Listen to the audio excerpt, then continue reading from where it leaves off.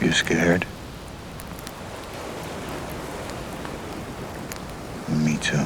Welcome to MsMojo, and today we're counting down our picks for the most natural or clever uses of product placement in movies. Ooh, brainwashing! Ooh, help, we're being brainwashed! Diet Coke is the new Pepsi One. Number 10. Various products. Challengers. In the world of sports, product placement is seemingly second nature.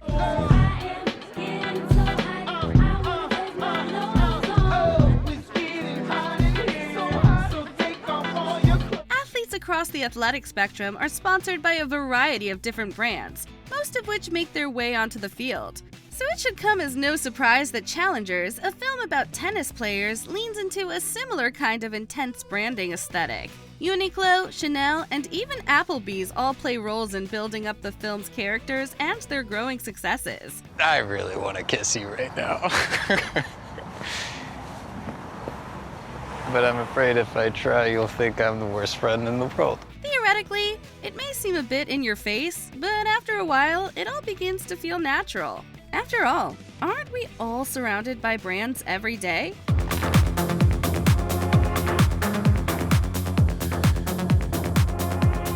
Number 9. Aston Martin, James Bond franchise. Any prop can tell a story, but few do so quite as well as a car. Where's my Bentley? Oh, it's had its day, I'm afraid. Well, it's never let me down. M's orders, 007. You'll be using this Aston Martin DB5 with modifications. The Italian job knows this all too well, as the BMW Mini Cooper utilized in its fame chase scene ended up being so iconic that it outshone the film's human stars. Of course, no star can outshine 007, but his Aston Martins may come close. Windscreen bulletproof, as are the side and the rear windows. Revolving number plates, naturally. Valid all countries. The brand's sleek, distinctive design is perfectly in line with the Spy's signature style. And it doesn't hurt that the luxury cars also have enough power and added extras to quickly get Bond out of a tough spot. The DB5 is frequently the character's model of choice, following him through decades of adventures and several different faces. We wouldn't have it any other way. It's not very comfortable, is it? Are you going to complain the whole way? Oh, go on then, eject me. See if I can. Number 8. Red Ryder BB Gun, A Christmas Story. There it is. The holy grail of Christmas gifts, the Red Ryder 200-shot range model air rifle. Taking its name from the Red Ryder comic strip, the real Red Ryder BB gun was a dream for kids and a nightmare for parents. The threat of danger was real and yet alluring, landing at a top spot on many kids' Christmas lists throughout the 40s and 50s. Ralphie, what would you like for Christmas? Horrified, I heard myself blurt it out. I want an official Red Ryder Carbine Action 200-shot range model air rifle. Ooh. Ralphie, the protagonist of A Christmas Story, was one of those kids. His desire for the unconventional toy, whose exact model was made up for the film, acts as a repeated gag, with his mother, teacher, and even Santa Claus himself warning him that he could shoot his eyes out. No, I want an official Red Ryder Carbine Action 200-shot range model air rifle. You'll shoot your eye out, kid.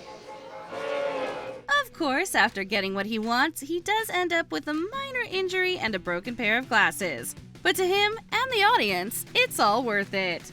Number 7. White Castle. Harold and Kumar go to White Castle. Don't you like food that's tasty and delicious? I do. Then what are you waiting for? Head over to White Castle. It's what you crave. By the 2000s, subtle advertisement was becoming commonplace in film. But White Castle still took a risk when they became the first fast food restaurant to promote an R-rated comedy. The burger joint not only featured in the stoner comedy as the final destination of Harold and Kumar's Munchie road trip, it was also a part of its title. Get up, we're going to White Castle. No, we're watching The Gift on HBO. No watching, we're starving. Thankfully, for both the film and White Castle, the pairing ended up being a match made in movie heaven. The restaurant's exclusivity to certain parts of the US made it the perfect holy grail destination for the titular characters, while White Castle itself reportedly earned increased sales at their locations. I want 30 sliders, 5 French fries, and 4 large cherry Cokes. I want the same, except make mine Diet Cokes. Chuck. Wow. Number 6. Ray-Ban Aviators. Top Gun. When you think of Ray-Ban sunglasses, you likely think of cool, or maybe even dangerous. Though these brand associations feel second nature today, Tom Cruise actually had a big hand in cementing the ideas into popular culture. My review of your flight performance in the test was right on in my professional opinion. I can't hear you. He first famously donned a pair of the company's Wayfarer sunglasses in 1983's Risky Business. But it wasn't until he put on a pair of their aviators for Top Gun that he and the brand would become inseparable. I feel the need for speed. Ow! Of course, the emulation of Pete Maverick Mitchell didn't stop at eyewear. Many Americans also decided that they wanted to live the action they saw on screen, apparently causing recruitment for the United States Navy's aerial programs to skyrocket. Well, it's bottom of the ninth, the score is tied, it's time for the big one. You up for this one, Maverick? Just a walk in the park, Kazansky. Number 5. Various products. Return of the Killer Tomatoes. How do you integrate modern products into an absurd comedy horror and make it feel natural? Well, honestly, you don't. Kind of thirsty, I'll tell you. When I'm thirsty, I go out and I get myself a Pepsi-Cola. Wow, a Pepsi-Cola. Yeah, you know, it's the choice of a new generation. At least that appears to be the conclusion reached by the filmmakers behind Return of the Killer Tomatoes. Instead of simply placing products in the background, this film breaks the fourth wall in a big way. Right as things start getting interesting, the plot comes to a screeching halt, and the crew insists that the cast must participate in a little egregious advertisement to fund the movie's second half. Folks, okay, folks, we're gonna make a movie, we're gonna go back into it, we're gonna see what we can do. Product placement, all right? All right. Matt, played by a young George Clooney, is happy to oblige. 4 years later, Wayne's World would employ a similar approach, having Wayne and Garth poke fun at the very idea of product placement. It's like people only do things because they get paid. And that's just really sad. Number 4. Various products. Josie and the Pussycats. I am sick of my Reebok sweats. I need some Puma sweats. I gotta buy a 6-pack of Zima. Dude, you don't drink. Think I should start. Teen movies often get a bad rep, especially when they're about teen girl pop stars. But if you haven't seen Josie and the Pussycats, you're missing out. The movie may have been made to appeal to a young demographic, but it's also an incredibly smart satire of our modern brand-heavy world. So what do you think we should open with for the concert? Spin Around or maybe, Come On? I don't know.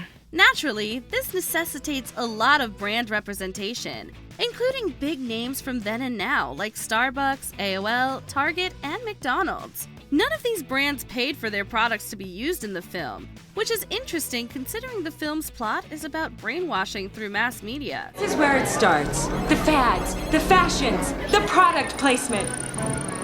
From this command center, we control the most influential demographic of the entire population. Number 3. Reese's Pieces. E.T. the Extraterrestrial.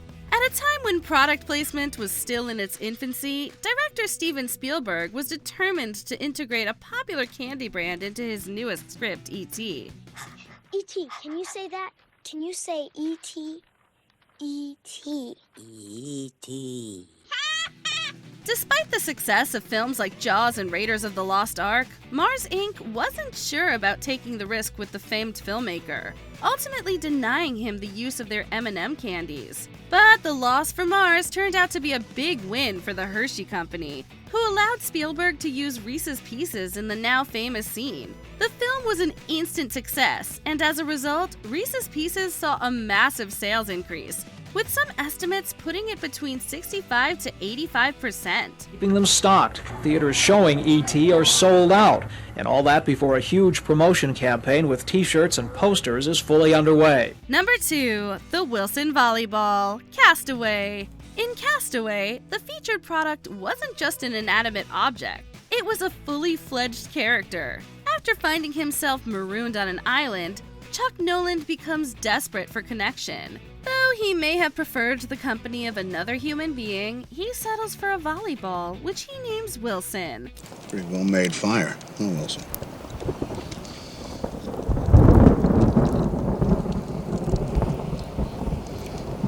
The name, of course, refers to the prominent real-world branding on the ball itself. While FedEx also appeared prominently in the film, its impact paled in comparison to the sports equipment manufacturer.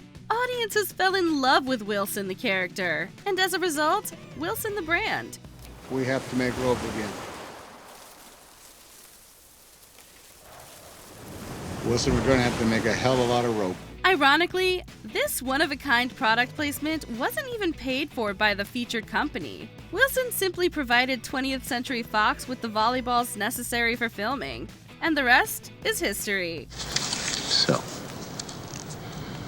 we okay? Okay? Before we continue, be sure to subscribe to our channel and ring the bell to get notified about our latest videos. You have the option to be notified for occasional videos or all of them. If you're on your phone, make sure you go into your settings and switch on notifications.